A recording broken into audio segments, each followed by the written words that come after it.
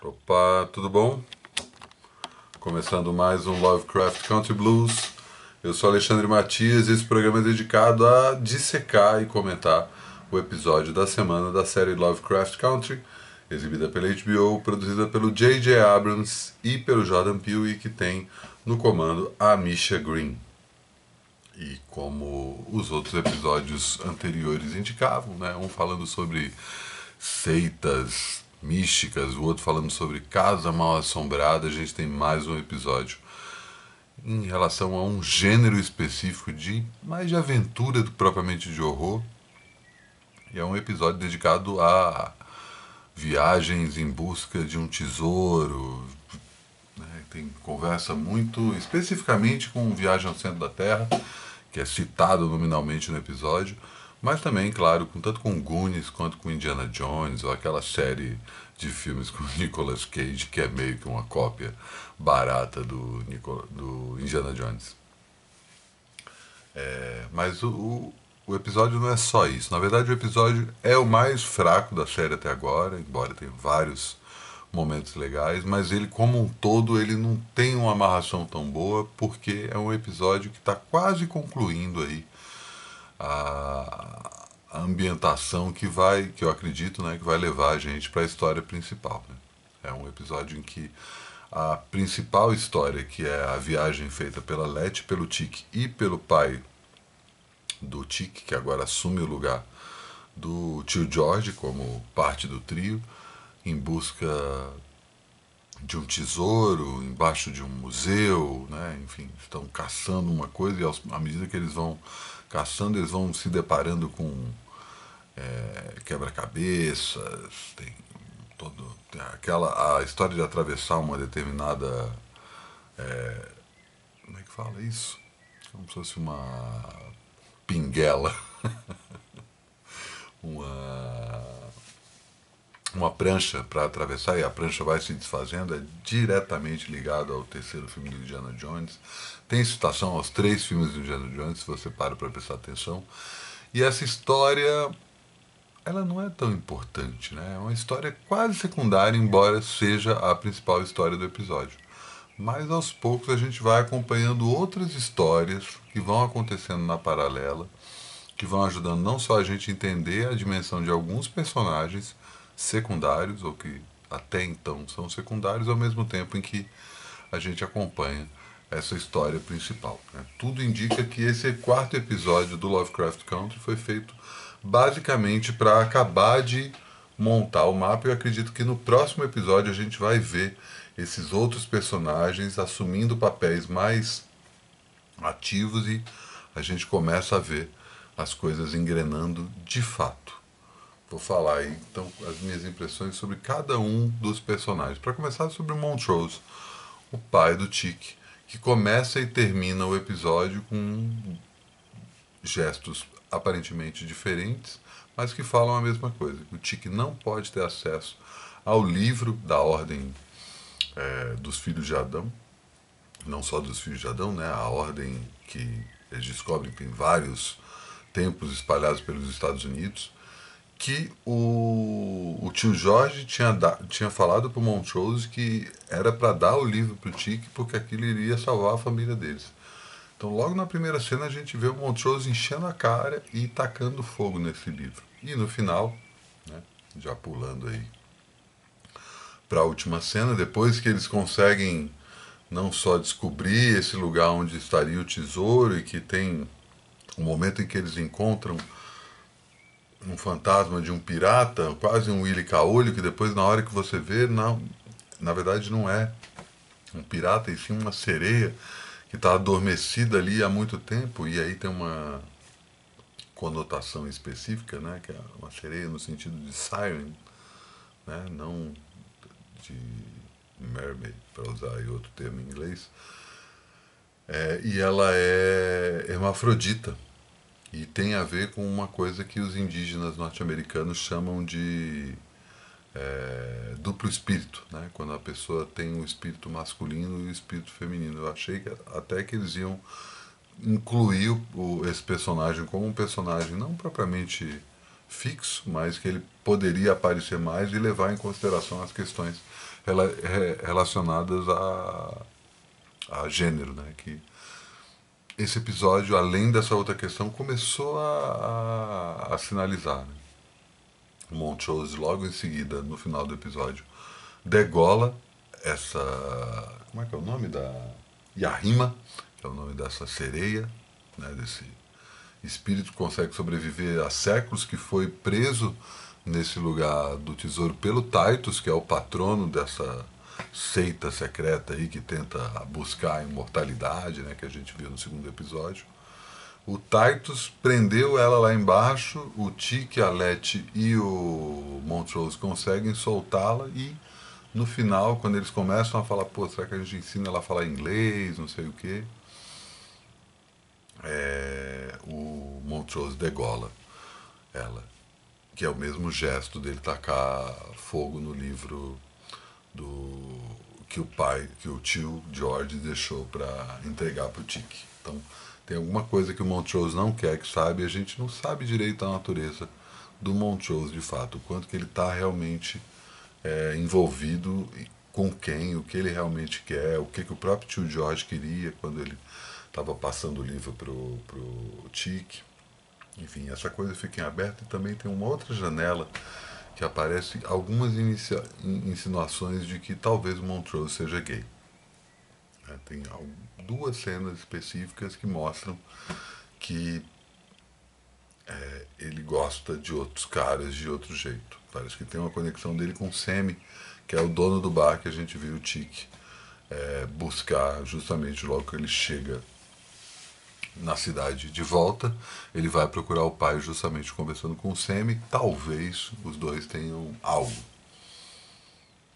Isso, Montrose. Aí a gente pega a Ruby. A Ruby ainda está num começo de história. A gente pela primeira vez vê ela ganhando uma história própria que não está propriamente ligada à Letty, né?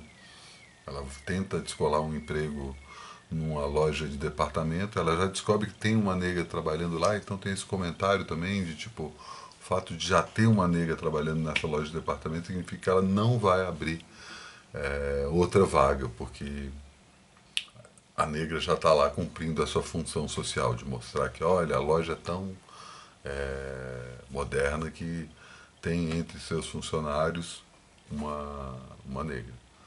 E é um comentário que a gente sobre uma situação que a gente passa até hoje, né?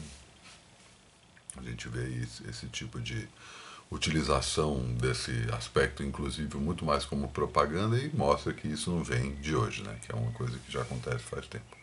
A Ruby também se relaciona com o William, que é esse personagem que tudo indica que é a Cristina, né? Que é filho do como é que é o nome do cara? Não é Titus. Titus é o patriarca, eu não vou lembrar o nome do pai da Cristina, que é o cara que tenta usar o Tic como condutor do experimento dele místico e que no fim dá errado porque a Cristina coloca o tal do anel que desequilibra o, o truque que eles estavam querendo fazer. E a Ruby tem um caso com o William. É a Cristina, né, que é o William, tudo leva a crer que eles não são duas pessoas separadas, que a Cristina pode trocar de gênero.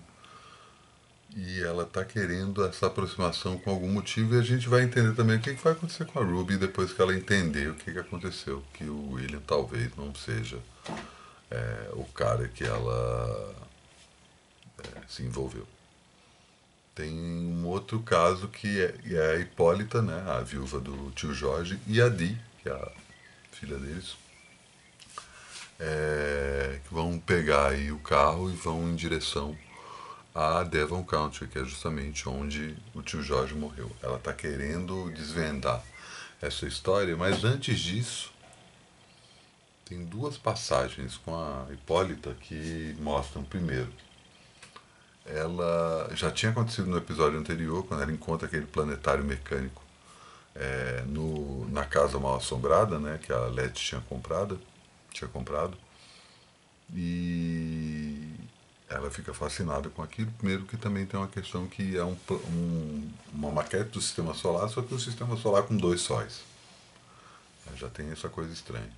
E aí tem uma cena num planetário que elas estão, ela e a Hipólita e a Dee estão olhando para o céu, e a Dee faz um comentário sobre um cometa e a Hipólita fala que ela batizou aquele cometa, só que uma cientista branca que ganhou a fama. No livro, eu li, não li o livro ainda, mas vi esse comentário, que ela fala que ela batizou Plutão, mas parece que eles mudaram isso para não dar nenhum problema com a cientista branca que efetivamente batizou Plutão, né? Fica essa história em aberto. Será que quem batizou Plutão foi inspirado pela ideia de outra pessoa, provavelmente negra?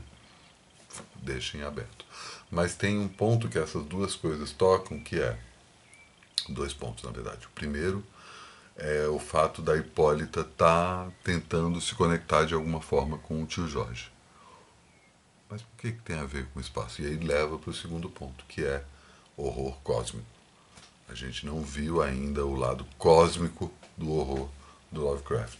E com certeza a gente vai ver, mesmo porque uma das coisas que a Hipólita fala em relação ao planetário Maquette é que ele também é uma máquina do tempo. Então a gente vai ver o que pode acontecer. Esse cenário está sendo desenhado, que é justamente a Hipólita se aproximando de onde o tio Jorge morreu e ao mesmo tempo retomando essa conexão de astronomia, de astrofísica que ela tem. Acho que vai ter um momento que ela vai conseguir ou conjurar o tio Jorge ou fazer com que ele volte a viver. Vamos ver para que lado vai o próximo episódio. Tem a história da Ruby, que ainda está em aberto. Acredito que a gente vai ver mais um episódio de uma continuação para a gente entender, enquanto o trio central tem essa questão que a gente não sabe direito o que está acontecendo com o Montrose, quais são as verdadeiras motivações dele.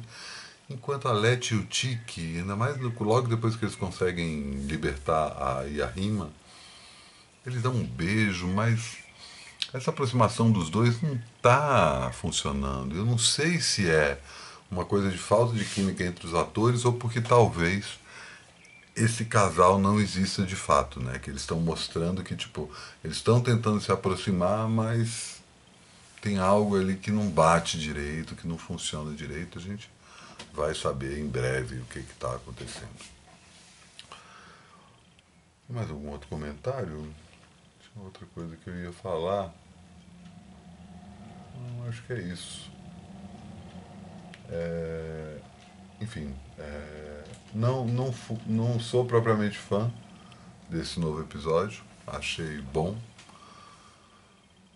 Toda a história central faz muito mais sentido da gente finalmente ver negros protagonizando toda essa coisa de caçada ao tesouro, que é uma coisa que a gente nunca viu, e parte do que Lovecraft Country está fazendo é justamente isso, pegando esses gêneros que são normalmente relacionados a filmes de terror e colocando negros como protagonistas, que é uma coisa que não acontecia porque os seus autores eram brancos e os negros estavam sempre fadados a situações em que eles eram coadjuvantes em história de negros, para não dizer antagonistas. Né? Felizmente isso está mudando e Lovecraft Country está corrigindo aí esse momento e fazendo com que muita gente consiga se ver em histórias que não tinham abertura para elas antes. Mas senti falta de música, senti falta de humor, senti falta do ritmo. Achei foi o pior episódio até agora, mas estou dando aí um crédito porque a série está indo super bem e precisava aí desse momento para dar uma realinhada nas coisas e a partir disso a gente evoluir um pouco mais. Né? Vamos ver para que lado que eles levam aí no quinto episódio. Lembrando que o quinto é a metade da temporada, que provavelmente vai ser só uma temporada, a não ser que a série faça muito sucesso, mas pelo jeito eles planejaram a série tendo só uma temporada. Então, a partir do próximo episódio, a gente já engata aí para a história principal.